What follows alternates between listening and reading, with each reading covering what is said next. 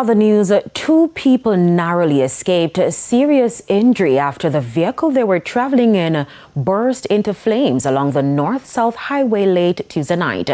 The two were traveling in a Ford Focus motor car in the vicinity of Bogwalk when another passing motorist indicated fire was blazing underneath the vehicle. The driver of the Ford pulled over, and shortly after he and the passenger exited, the car exploded. Emergency response teams secured the scene and conducted their investigations.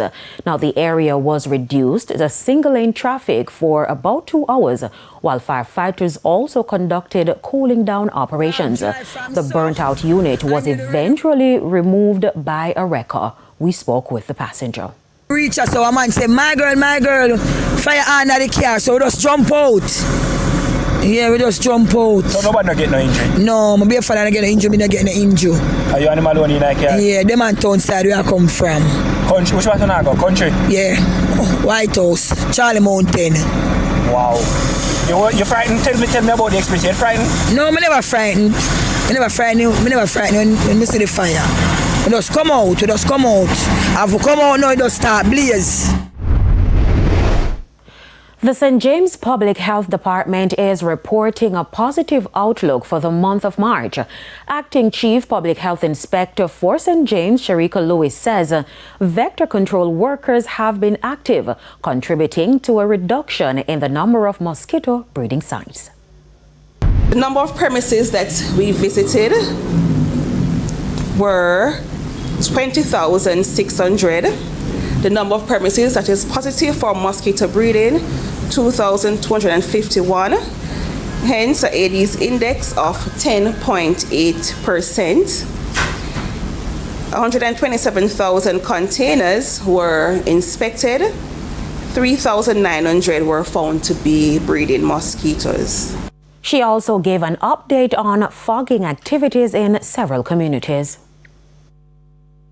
We have Rosemount Gardens, Bogue Hill, Bogue Village, Lottery, Great River, Unity Hall, and Granville.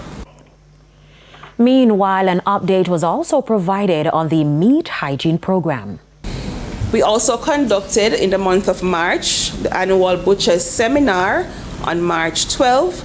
31 butchers and their associates were in attendance, and I just want to also thank our stakeholders for participating in this seminar. For the imported meats, fish, and other foods, 145 containers were inspected with weight of approximately 1.9 million kilograms. The police is seeking the public's assistance in finding a man from Islington, St. Mary. He is 32-year-old Adrian Davis, otherwise called Alex. Mr. Davis has been missing since April 2, 2026. Reports are that he went to Kingston for a job interview at a security company and has not returned home since. TVJ News spoke with his mother, who is appealing to anyone with information on his whereabouts. Of April, he left home at 4:30 to go to town. He has an interview at 8:30 in the morning, so he left home 4:30 in a taxi to Arthur-Tree, and he left from Arthur-Tree to downtown to be with his sister. Then she took him to the interview. After the interview, he made his way to her. And both of them was in town until it's time for him to come home. She said she watched him walking up King Street to go to the big tree that he can get the bus for to go to Arthur-Tree to come to St. Mary, and I haven't seen him up until this moment. And it's time for a break. Stay with us. More stories when we return.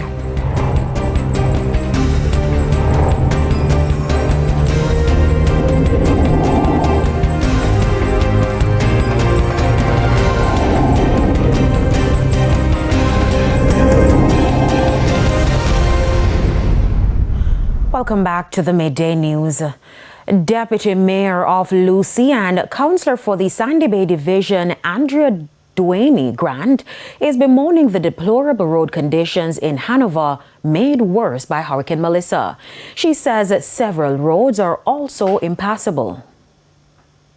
Our road infrastructure was really not the best of the lot from the beginning. And then since Hurricane Melissa, you would have seen where the surfaces of the roads have been eroded tremendously.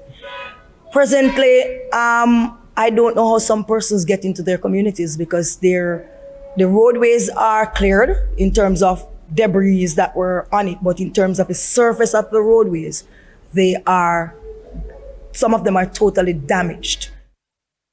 Deputy Mayor adds that rehabilitation of the Great River Bridge remains a critical priority.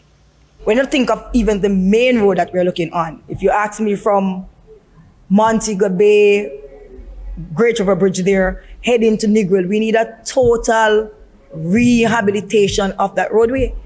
We have been trying to patch it for over the years, but when you look at it now, the time has come for it to get a total resurfacing.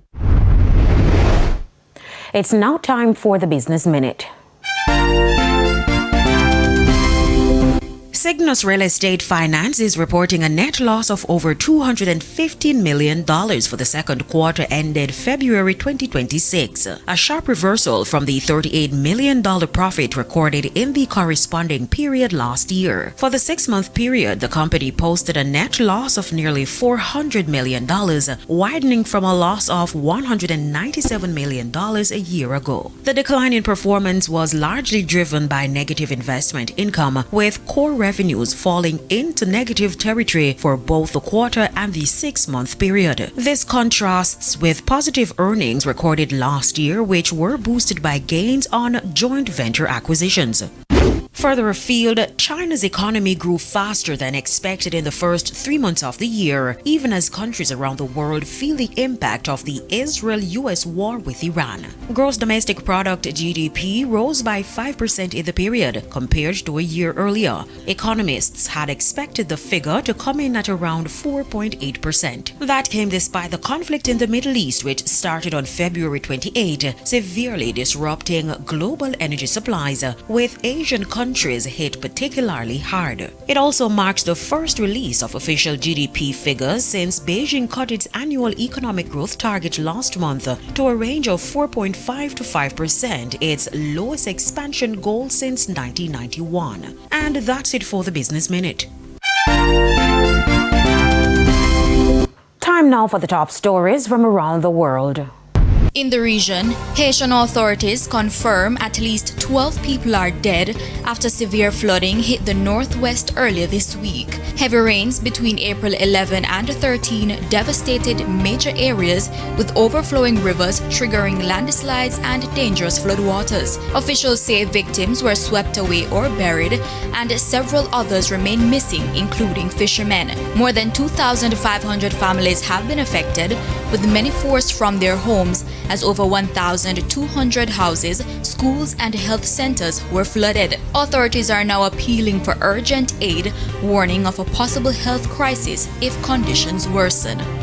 And on the international scene, Ukraine is reeling from a massive drone and missile attack from Russia.